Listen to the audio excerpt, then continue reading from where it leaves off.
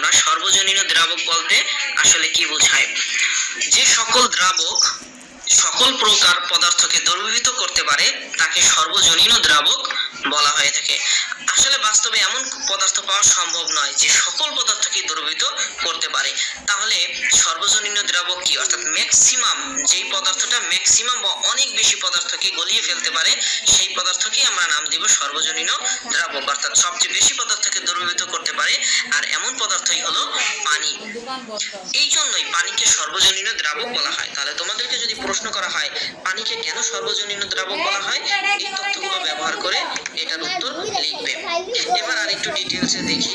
পানির মধ্যে জৈব যৌগ যেমন স্পিরিট, অ্যাসিটন অ্যাসিড ইত্যাদি, অজৈব যৌগ বা অজৈব পদার্থের মধ্যে এই তিনটা ব্যতীত বাকি সকল অজৈব পদার্থ, তিনটা কি কি, ক্যালসিয়াম, কার্বনেট এবং সিলিকা, এই তিনজন কিন্তু ব্যতীত বাকি সকল অজৈব পদার্থ এবং গ্যাসীয় পদার্থকে দ্রবীভূত করতে পারে।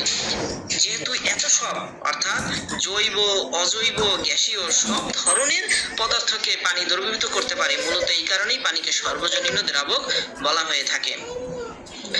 এবারে আমরা দেখব সমসত্ব মিশ্রণ প্রস্তুতকরণ এবং পৃথকীকরণ। একটা কাজ দ্বারা সমসত্ব মিশ্রণকে আমরা শিখব। তো সমসত্ব মিশ্রণ সম্পর্কে পূর্বেই পার্ট 1 থেকে 4 এর মধ্যে আলোচনা করা হয়েছে। এবার সেই মিশ্রণ আমরা প্রস্তুত করব। প্রথমে মিশ্রণটা তৈরি করব, এরপরে আবার মিশ্রণের উপাদানগুলোকে পৃথকীকরণ করে দেখাবো। তো মূল উদ্দেশ্য হচ্ছে সমসত্ব মিশ্রণ প্রস্তুতকরণ। তার জন্য আমার কি কি উপকরণ লাগবে, একটি বিকার লাগবে, চামচ, নাড়ানি, গ্লুকোজ, পানি, মোট এই 5টি জিনিস লাগবে। এখন কিভাবে করব, পদ্ধতি। প্রথমে বিকারটি ভালো করে পরিষ্কার করে তাতে 200 মিলিলিটার অথবা ভিন্ন পরিমাণও নিতে পারে, কিন্তু যতটুকু আমি নিব সেটা মাপচং দিয়ে, অর্থাৎ মাপা যায় এমন কিছু দিয়ে মেপে নিব। এবার 4 থেকে 5 চামচ গ্লুকোজ বিকারের পানিতে যোগ করে ভালোভাবে নেড়ে দেব। গ্লুকোজ ও পানির মিশ্রণটি সমসত্ব হয়েছে কিনা সেটি পরীক্ষা করে দেখব। তো সেটি পরীক্ষা করে দেখার জন্য আমরা কি করব, পুরো মিশ্রণকে আমরা সমান 4 ভাগে, 4টি আলাদা গ্লাসে মেপে মেপে ভাগ করে নিব।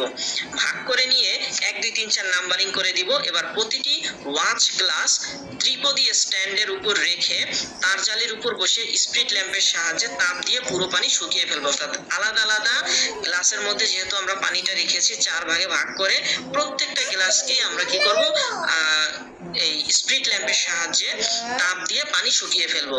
ওয়াচ গ্লাসগুলোকে ঠান্ডা করে প্রতিটির ভর মেপে নিব, অর্থাৎ গ্লাস ঠান্ডা করে এরপরে গ্লাসের ভরগুলো মেপে নিব। প্রতিটি ওয়াচ গ্লাসের কথা হচ্ছে কি হলো যে এই পানি সহ যখন আমরা শুকিয়ে একদম পানিকে বাষ্প করে ফেললাম, তার আগের অবস্থা এবং পরের অবস্থা দুই ভরের মধ্যে আমরা পার্থক্য করব। অর্থাৎ খালি গ্লাসের যে ওজন আর পানি শুকিয়ে ফেলার পরের ওজন, এই দুইজনের মধ্যে পার্থক্য করে গ্লুকোজের ভর হিসেবে চিহ্নিত করব। কারণ দুই অবস্থার মধ্যে পার্থক্য হচ্ছে, মাঝে শুধু গ্লুকোজটা রয়ে গেল। এখন এই পরীক্ষা থেকে আমরা কি সিদ্ধান্ত নিতে পারবো, সিদ্ধান্তগুলো এবারে আমরা একটু লক্ষ্য করি। এবারে প্রশ্ন হলো, গ্লুকোজের কণাগুলো কি দেখতে পাওয়া যাচ্ছে? আর দ্বিতীয় প্রশ্ন হচ্ছে, প্রতিটি পাত্রে গ্লুকোজের পরিমাণ সমান কিনা। তো দেখা যাবে যে গ্লুকোজের কণাগুলো যতক্ষণ পর্যন্ত পানি বা লিকুইড ছিল ততক্ষণ কিন্তু দেখা যাবে না, কিন্তু যখন আমি তাপ দিলাম, তাপ দেওয়ার পরে বাষ্প হয়ে উড়ে গেল, তখন কিন্তু গ্লুকোজ পাওয়া গেল।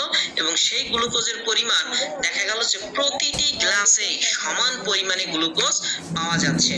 উপরের ব্যবহার করা এই পদ্ধতির নাম হচ্ছে বাষ্পীভবন, অর্থাৎ তাপ দিয়ে বাষ্প করে আমরা পানি উড়িয়ে দিলাম এবং নিচে গ্লুকোজটা পড়ে থাকলো। এই পদ্ধতির নাম হচ্ছে বাষ্পীভবন পদ্ধতি। এই পদ্ধতি ব্যতীত অন্য কোনো উপায়ে পানি এবং গ্লুকোজকে আলাদা করা সম্ভব নয়। তাহলে এখানে আমরা দেখলাম যে যখন আমরা পানি এবং গ্লুকোজ মিশ্রণ করেছি, মিশ্রণগুলোর কারণে যতক্ষণ পর্যন্ত পানি এবং গ্লুকোজের মিশ্রণ ছিল তখন কিন্তু আমরা গ্লুকোজের কণাগুলো কিন্তু আলাদা আলাদাভাবে দেখতে পাই নাই। যেহেতু আলাদা আলাদাভাবে দেখতে পাই নাই এবং প্রতিটি পাত্রে গ্লুকোজের পরিমাণ পরবর্তী সময়ে চেক করে দেখলাম যে সমান, এ থেকেই বোঝা যায় যে মিশ্রণটি ছিল সমসত্ব মিশ্রণ। তাহলে এখানে আমরা সমসত্ব মিশ্রণ তৈরিও করেছি এবং বাষ্পীভবন পদ্ধতিতে পানি উড়িয়ে দিয়ে বাষ্প করে দিয়ে আমরা পৃথকীকরণ করেও দেখালাম। এভাবে করে তোমরাও যে কোনো পদার্থকে যারা সমসত্ব হয় তাদেরকে মিশ্রণ প্রস্তুত করতে পারবে এবং এরপরে পৃথকীকরণও করতে পারবে। পরবর্তী বিষয় হচ্ছে অসমসত্ব মিশ্রণ প্রস্তুতকরণ এবং পৃথকীকরণ। একই রকম বিষয় থাকবে কিন্তু পদ্ধতিটাকে আমরা লক্ষ্য করি। তো এবারে আমরা আমরা অসমসত্ব মিশ্রণ প্রস্তুত করার জন্য অপরিষ্কার লবণ নিব এবং পানির